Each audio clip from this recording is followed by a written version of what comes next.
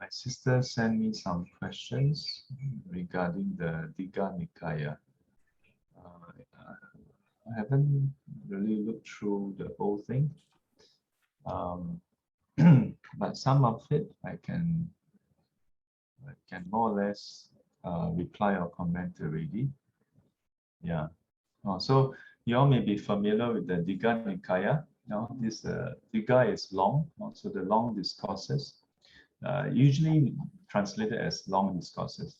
So in the long discourses, there's one particular sutta, the Brahmajāla Sutta. Yeah. So the net of views, the so it's the sutta where the Buddha refuted 62 different wrong views, 62 different wrong views. So my teacher, my sister asked, I have some questions from the first chapter, halfway through the 62 wrong views of the chapter. Yeah. Let me see. So I'm going to just reply as I know it. I will later double check on certain things and then update the next day if there's any discrepancies. Okay. So 1.11. So if you look at the heading, right, there's also para. I think this is referring to that. So when it talks about Buddha refrains addiction to destruction of such seeds propagated from roots, stems, joints, cutting. So my sister's question is the refrain because of addiction or the seeds propagated from the roots, stems, and joints? What does it mean to be addicted to destruction of seeds from roots, stems, and joints? So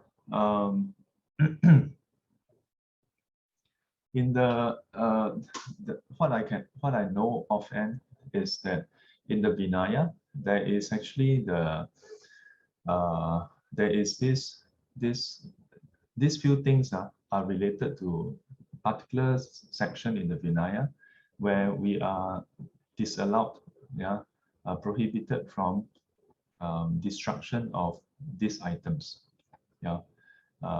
So seeds, because if you don't destroy the seeds can still grow. So including things like the roots, the joints, and so on.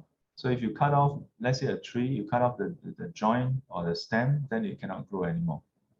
So what's the problem with doing that, right? So there are a few different incidences that happened. I'm going to just say in brief.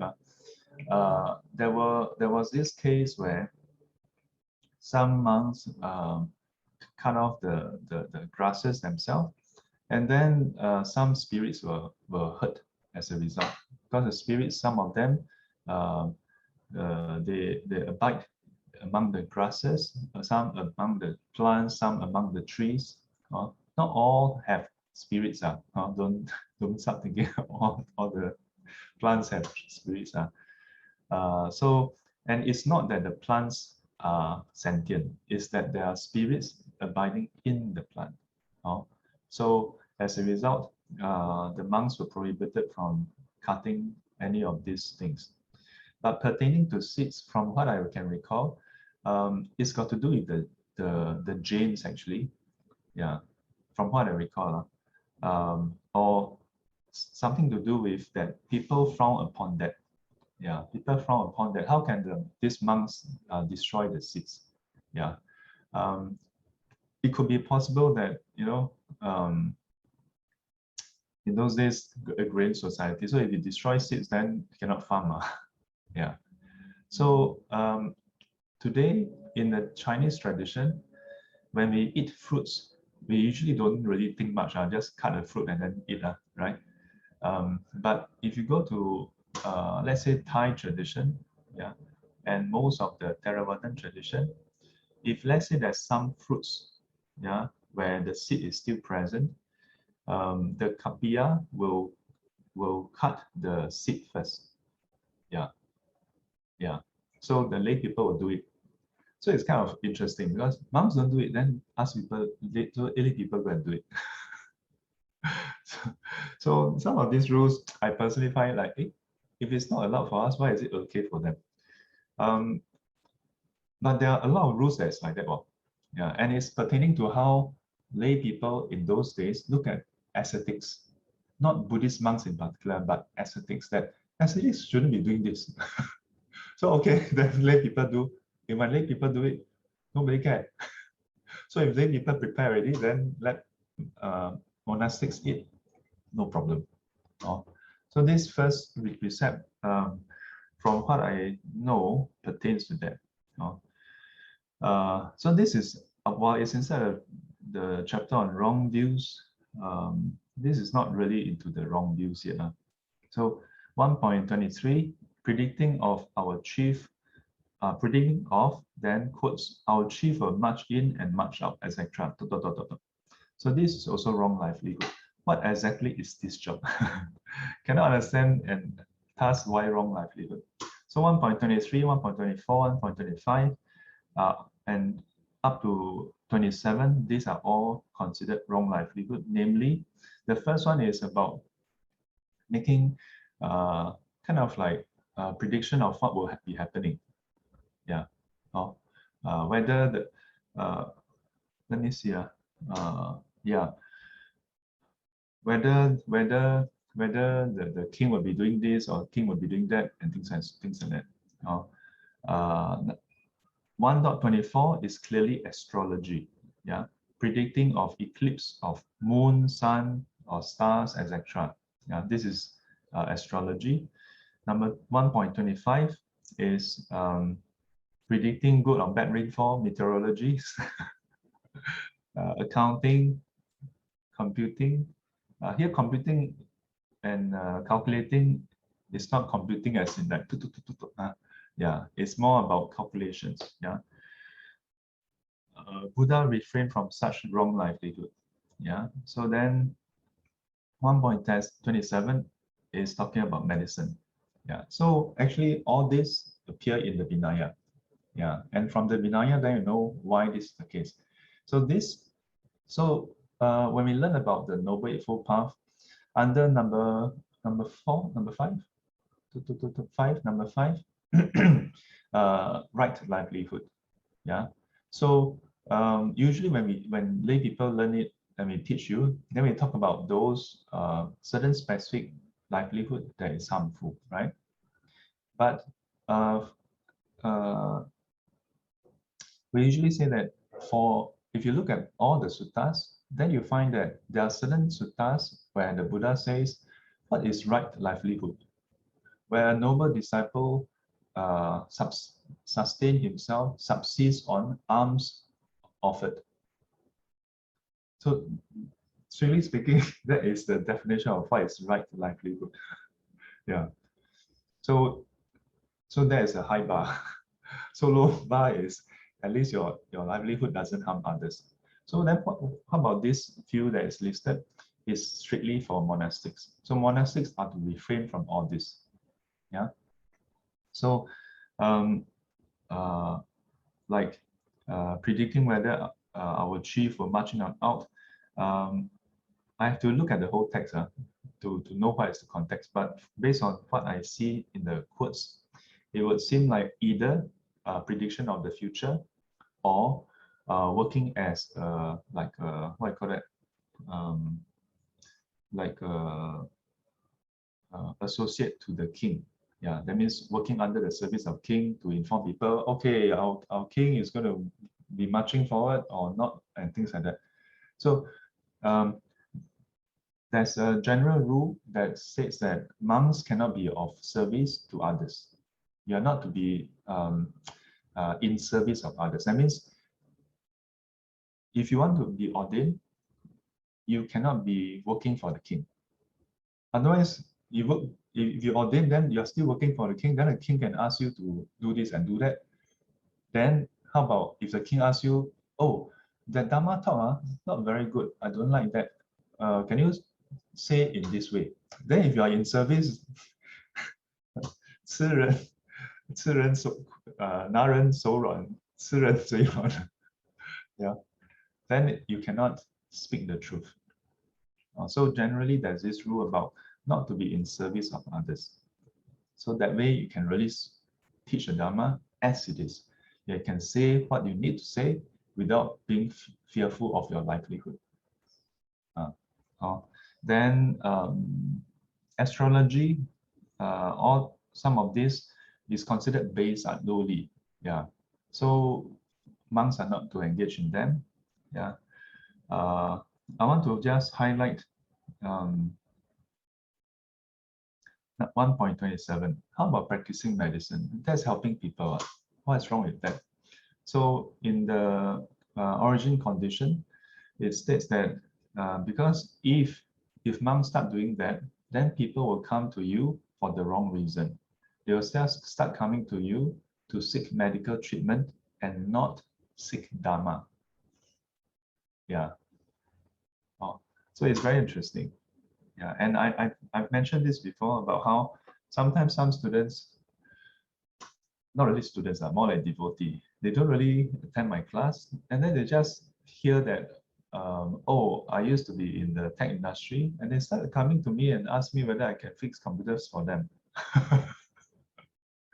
So it does happen, you know. Yeah, so I told them no, cannot. Yeah, just the other day, one student invited me over for to do lunch offering. Then share with me, so it's a new office, right? Because she's doing TCM. Then she started, so catch up a bit. Then because I know her and the whole family for like 10 over years, you know. So catch up. Then suddenly, then at some point, then she shared that she asked like, "Hey, Shifu, can you help me do my website?" Then I didn't say anything. I'm like, "Walao, what is this?" Yeah. If she asks me again, my standard answer is, you want me to help you? Can. I can teach you how to do your website. I will not do it for you. Yeah. Otherwise, the relationship become very strange. Becomes like, are you hiring me, or am I doing it? Am I doing it so that I can get lunch from you? No. And that's why sometimes when students invite me, let's say to do home visit, or to do, let's say, house blessing, especially for fairly new students, those who have been attending classes, I know that they have the right mindset. I wouldn't repeat and repeat and repeat. But usually for those first time or second time or something, I will take the opportunity to highlight if they want to do offering. Yeah, because I don't ask for offering. So if they do offering, I will tell them, no, don't offer now. Because otherwise it's very easy for you to have the mindset, oh, this offering, I asked Sifu to come and do house blessing, so I pay him. Cannot be like that. Yeah, it shouldn't be done in that way. Yeah, because we are not doing it for the offering. Yeah, we give teachings, we do retreats, we do everything voluntarily, out of compassion. Because you all need it, we do. Simply because you all need it, we do. No other reasons. It should be like that. And you all offer lunch, offer whatever, simply because you know that the monastics are doing something good and they need some help or they need food, then you just offer, not because they are directly serving you. You know what I mean? Then the relationship, both are meritorious. Yeah. If you do it because, oh, Shifu conduct class, so I offer him. Then other monks never conduct class, never teach me, don't offer. Then it's wrong. That's why I keep on highlighting to you. Even if you encounter any other monastics out there, like sometimes you are outside and then you see some venerables, yeah, regardless of the traditions, yeah, pay respects to them. If they are having a meal and there's no other lay people around, offer, to foot the bill. Yeah, that directly, that's a very pure opportunity to do dana. Yeah. Or if let's say they're a bookstore, then just offer to, of course, if the venerable is buying worldly books, then you can don't offer. If the venerable is buying a car, Bugatti, then don't offer. No, this one is kidding. I don't think any venerables will be so crazy to go and buy a car that is a luxury car. Yeah, I'm just giving you the extreme example, okay, so that you know the principle. So let me see. So wrong. So wrong view number 2, 1.3, 1.32, wrong view number 2, talking about 10 periods of contraction and expansion. Is this referring to the period of 沉住坏空? So沉住坏空 is referring to formation, then sustaining, and then decay, and then void. Yeah. So yes, this is referring to the cycle of the world. Yeah. In the Pali Canon, there are a couple of suttas that describe this. In the commentary, is even more elaborated. Yeah. So the Buddha did describe how at a certain time this world actually has the lifespan of sentient beings increase and then decrease and so on. Yeah. So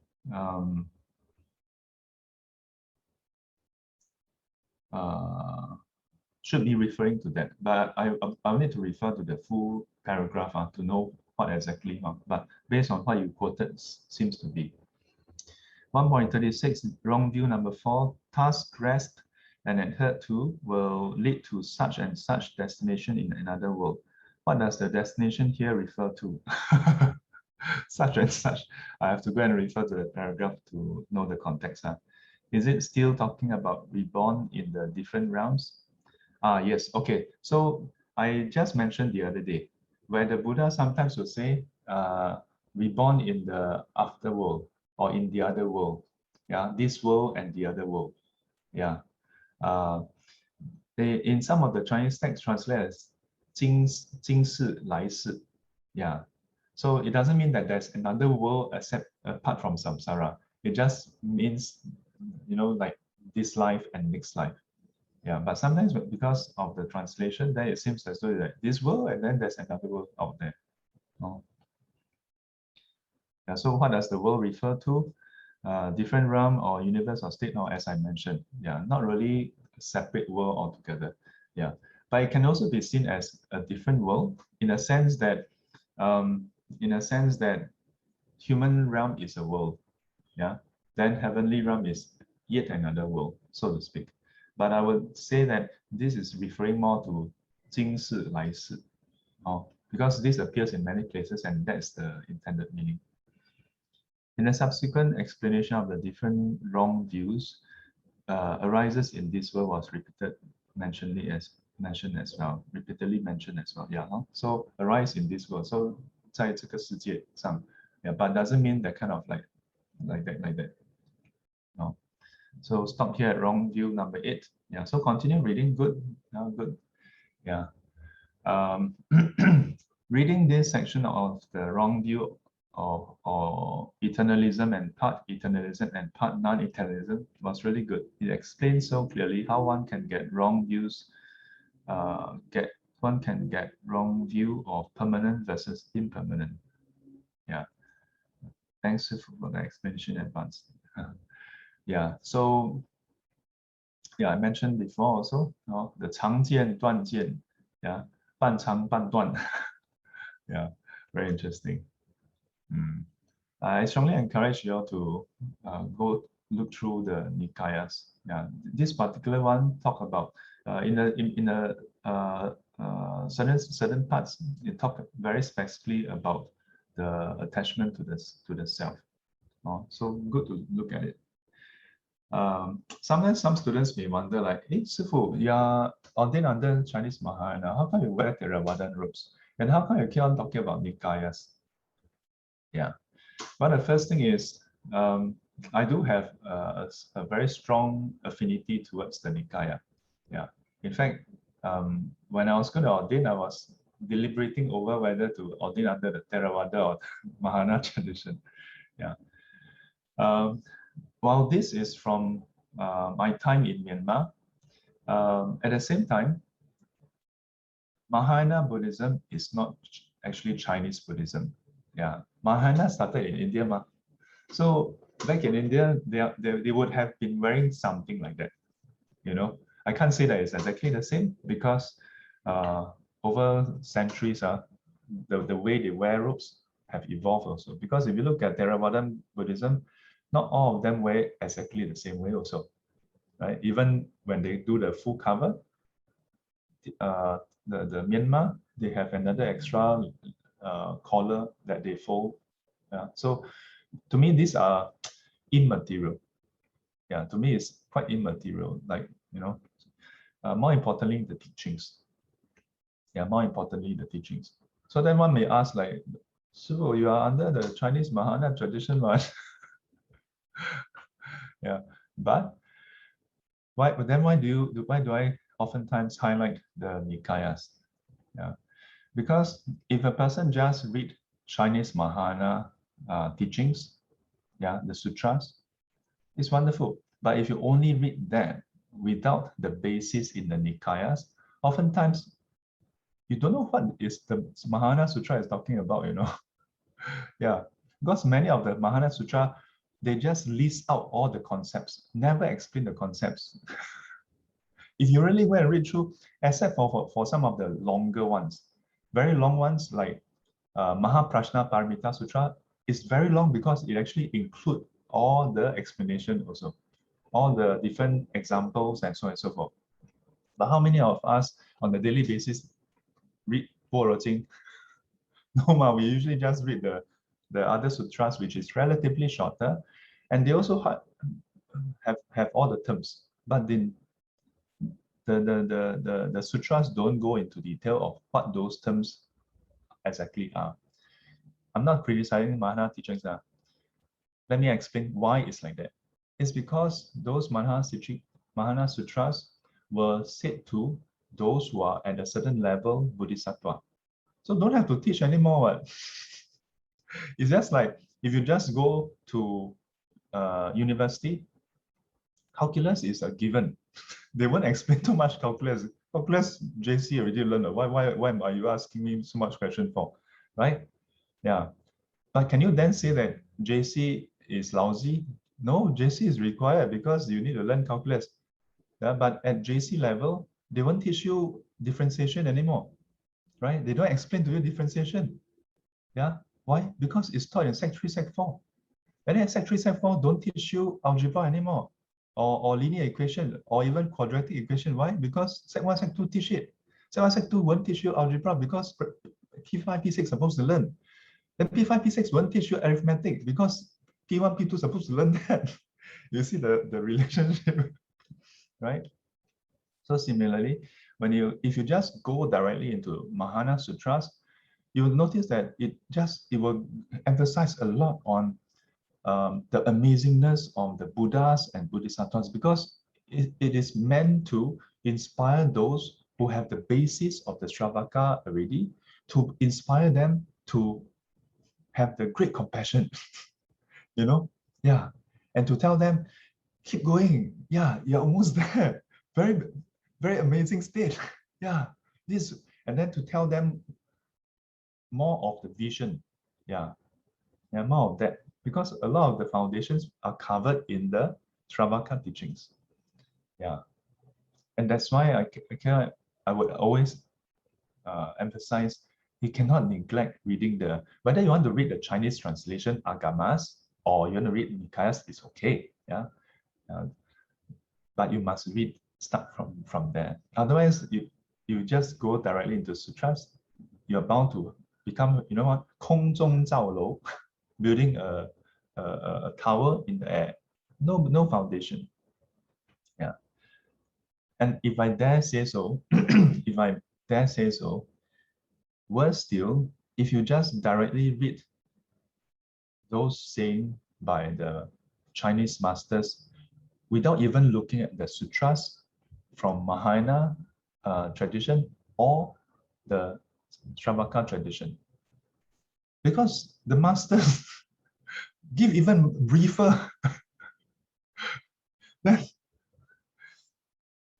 Yeah, so have to be careful.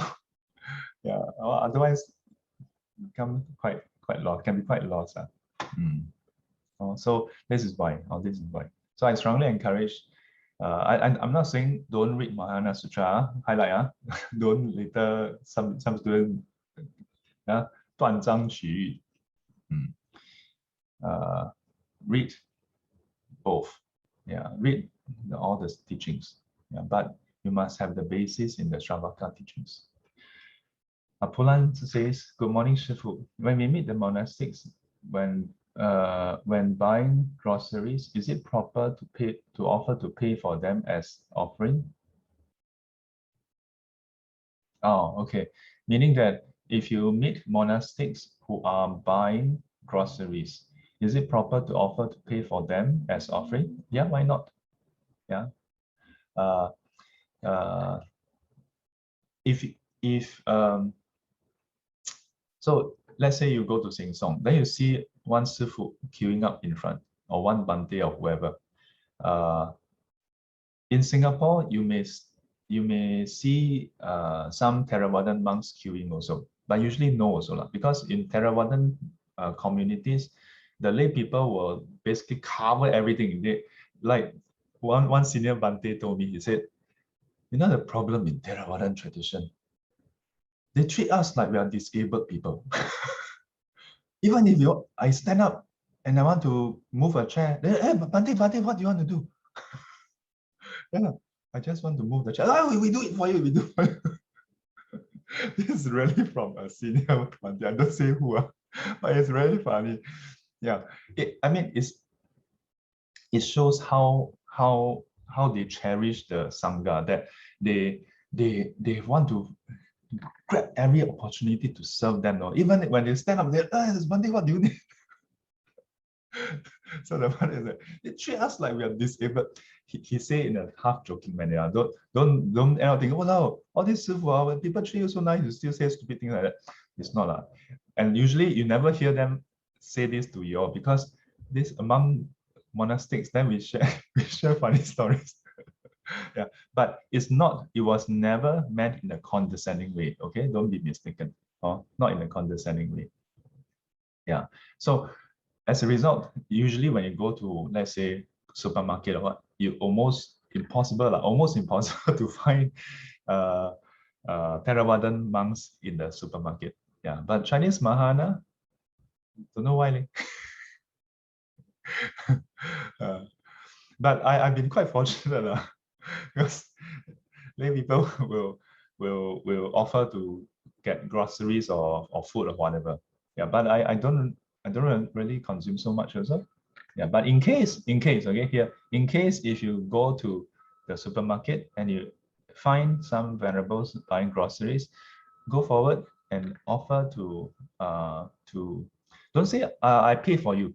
Say, 法师, if it's Chinese Mahayana, then say 法师我来供养. Yeah. 请接受三宝弟子供养. Yeah. Then, but rightly speaking, they should like sadhu, right? Yeah. Or like san zai. But Chinese ma, as my father told me last time, 人愛學你物件你不要假傻傻。好，感謝。袂使對錢字。is Lin Tuai here? Lin Tuai is here. I must explain. So my father, you ever told me before, when people offer you something, you cannot gay sa sa. Gay sa sa is Hokkien. There's no way to translate this. Okay, but the gist of it is that means you just gleefully. Thank you. Cannot. We Chinese, we have etiquette, we have culture. We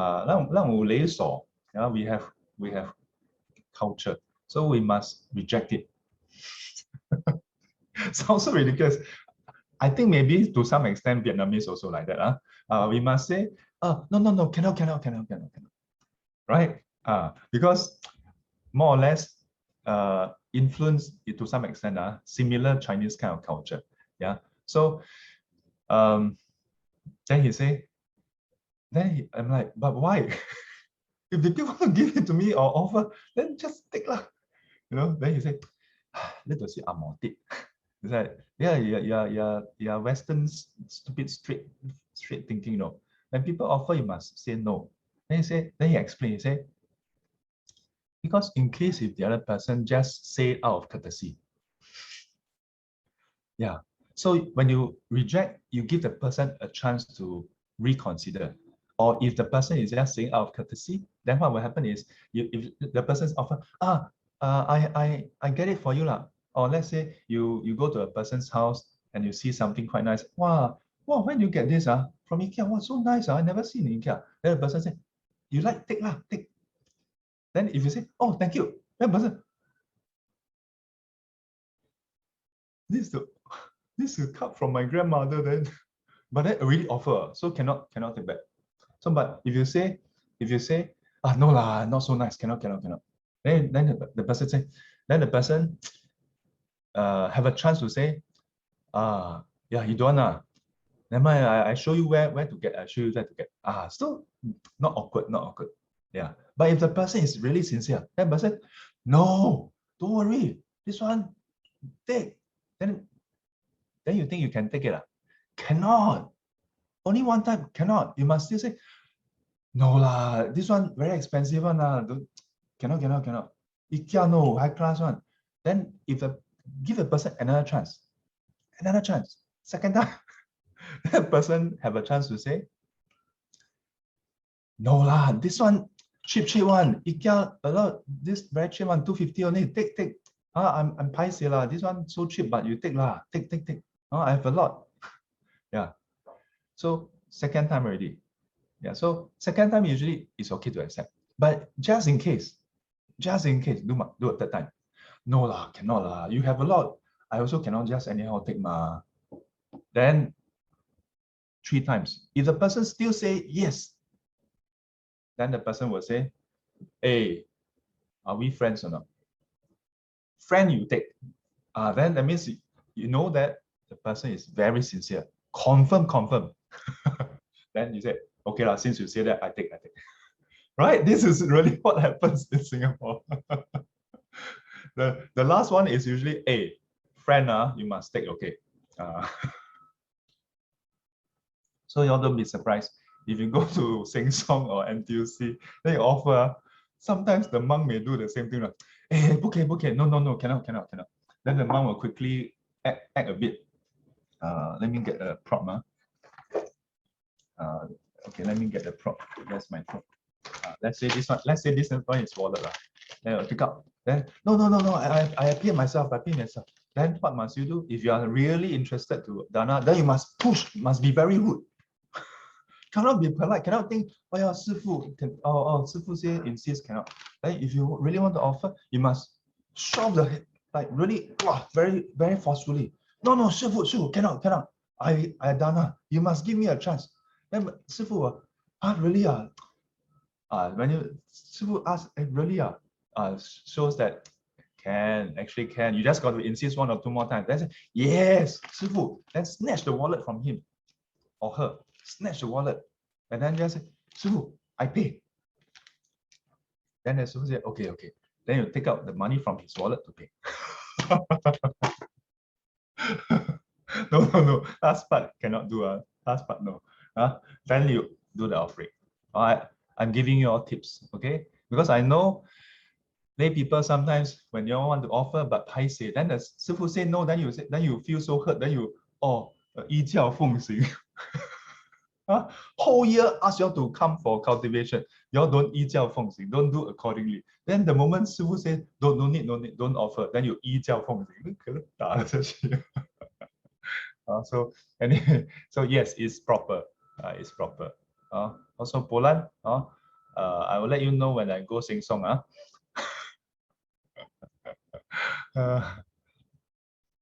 Okay, so yeah, I wanted to cover the questions from my sister on this morning. Yeah, so continue reading. So you have more questions you can ask. Yeah, and that's why it's important to learn. Yeah, because if you just read one particular sutra and whole life just read that sutra, then that sometimes in one sutra there are many contexts that you need to have read or learned from other sutras to know what the context is. Yeah, if you just read one sutra, especially if the sutra is directed as a particular group or individual, then it's very specific. Then you may then get the wrong idea that, oh, whole Buddhism is just like that. Then a bit incomplete. Yeah, sutras are complete by themselves for the person that the Buddha was talking to, but may not be complete for you because you are not that person specifically. Make sense? Okay. Put the palms together. 愿消三障诸烦恼，愿消三障诸烦恼，愿得智慧真明了，愿得智慧真明了，不愿罪障悉消除，不愿罪障悉消除，世世常行菩萨道。世世常行菩萨道。阿弥陀佛。阿弥陀佛。 Till we meet again, may be guarded and protected by the Buddha, Dharma, and the Sangha. Sadhu, sadhu, sadhu. And as always, 乖乖。 have a right view day ahead. Take care, stay safe. Thank you, Sifu. Thank you, 师父。 Thank you, everyone. Bye bye. Thank you, 师父。 Thank you, 师父。拜拜。 Bye. 拜拜。 Bye, 师父， Lama. 拜拜。